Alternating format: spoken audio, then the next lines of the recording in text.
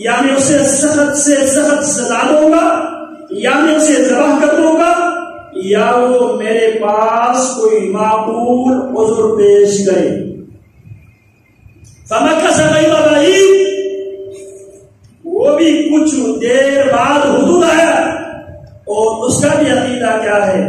فقال احدت ما لم تحب به وجئتك بسبع بنبأ یقین. خود کچھ دیر بعد واپس آتا ہے اور رپورٹ کیا دیتا ہے؟ میں آپ کے پاس قوم سبا سے یقینی خبر لے کر آیا. اب وہ یقینی خبر کیا ہے؟ انی وجدت امرأة تملکہم. یہاں حدود دو باتوں پر حیران کا اظہار کرتا ہے، تعجب کا اظہار کرتا ہے. پہلی بات، انی وجدت امرأة تملکہم، میں نے ایک عورت کو، عورت کی حکمرانی کو حدود بھی تعجب کی نگاہ سے دیکھتا. عورت کی حکمرانی کو حدود بھی تعجب کی نگاہ سے دیکھتا ہے. انی وجدت امرأة تملکہم، میں نے اس قوم کی بادشاہ کی عورت کو بادشاہ میں نے دیکھا.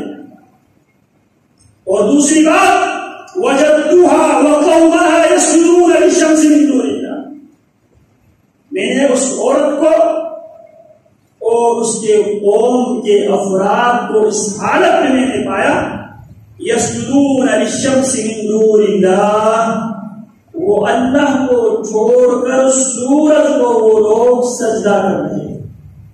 بعد میں یہ کر رہا تھا.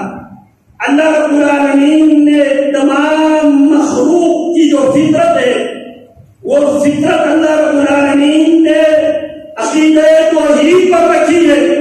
اس کے لیے دلیل میں نے یہ پیش کی، اللہ کی مخلوقات میں سے ایک سب سے چھوٹی مخلوق جسے ہم چونٹی کہتے ہیں، ایک وہ مخلوق جسے ہم پرندہ سے تعبیر کرتے ہیں، وہ دونوں مخلوق اللہ کی توحید ان کی فطرت میں رچی بسی تھی. اور اللہ فرماتے ہیں جو کچھ انسانوں اور جنوں کے علاوہ جو کچھ اب تک تباہ ہو چکے ہیں، برباد ہو چکے ہیں، ختم ہو چکے ہیں، سبح للہ ما فی السماوات، اللہ ہی کی تسبیح، اللہ ہی کی پاکی بیان کیا کرتے تھے جو کچھ آسمانوں میں اور جو کچھ زمین میں تھے. یسبح للہ ما فی السماوات وما فی الارض، اور اللہ کی تسبیح بیان کرتے ہیں جو زمین میں اور آسمانوں میں ہے. یسبح للہ ما فی السماوات وما فی الارض، اور زمین اور آسمانوں میں ابھی جن چیزوں نے آنی ہے وہ بھی اللہ ہی کی تسبیح بیان کرتے. اللہ فرماتے ہیں ہر ایک اللہ کی تسبیح، ہر مخلوق اللہ کی تسبیح بیان کرتی ہے. وَلَكِنْ لَا تَفْقَهُونَ تَسْبِيحَهُمْ، لیکن تم ان کی تسبیح کو تم سمجھ نہیں سکتے. تو بات میں یہ کر رہا تھا، سیدنا صالح علیہ السلام نے جب قوم کے اندر بگاڑ دیکھا عقیدے میں، عقیدہ توحید کی طرف، اس فطرت کی طرف جس فطرت پہ اللہ رب العالمین نے تمام انسانوں کو پیدا کیا ہے، اس فطرت کی طرف جب دعوت دینے لگے اور اس دعوت پر رد عمل یہ دیتے ہیں، قالوا طیرنا بک وبمن معک، اے صالح ہم تجھ سے اور تیرے ساتھ دینے والوں سے ہم نحوست بدشگونی لیتے ہیں. قال طائركم عند اللہ، جناب صالح علیہ السلام عقیدے کی اس خرابی میں پڑے ہوئے لوگوں سے کہتے ہیں طائركم عند اللہ، تمہاری شگون اللہ رب العالمین کے پاس ہے. بل انتم قوم تفتنون، بلکہ تم ایسے لوگ ہیں تمہیں آزمایا جا رہا ہے، کیونکہ اللہ رب العالمین نے انسانوں کو پیدا ہی آزمائش کے لیے. تبارک الذی بیدہ الملک وہو علی کل شیء قدیر الذی خلق الموت والحیاۃ لیبلوکم ایکم احسن عملا. اللہ نے زندگی اور موت کو اس لیے وجود دیا ہے تاکہ تمہیں آزمانے دے.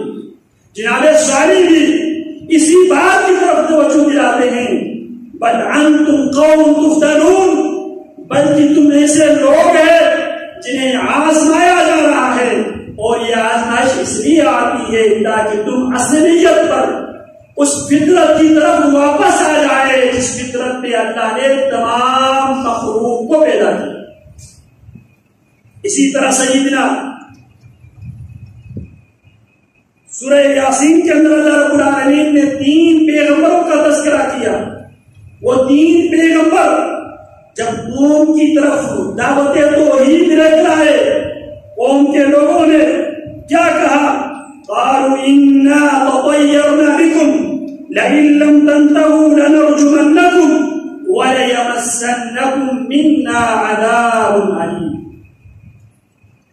جب 3 پیغمبروں نے اللہ کی توحید کی طرف اپنی قوم کے افراد کو دعوت دی تو قوم کے لوگ اس دعوت کو یہ کہہ کر ٹھکراتے ہیں، رد کرتے ہیں، انا تطیرنا بکم، ہم تم سے بدشگونی رہتے ہیں، تمہاری نحوست کی وجہ سے ہم پر آزمائشیں آتی ہیں، ہم پر مصیبتیں آتی ہیں۔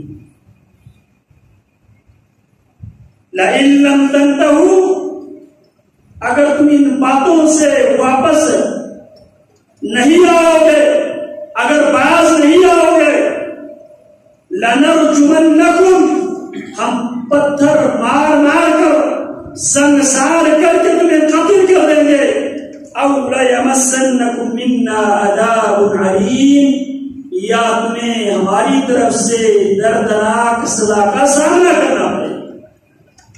بات میں یہ کر رہا تھا بدشگونی کا جو عقیدہ ہے، بدشگونی کا عقیدہ ہے یا بدشگونی کی جو بیماری ہے بہت ہی پرانی بیماری ہے،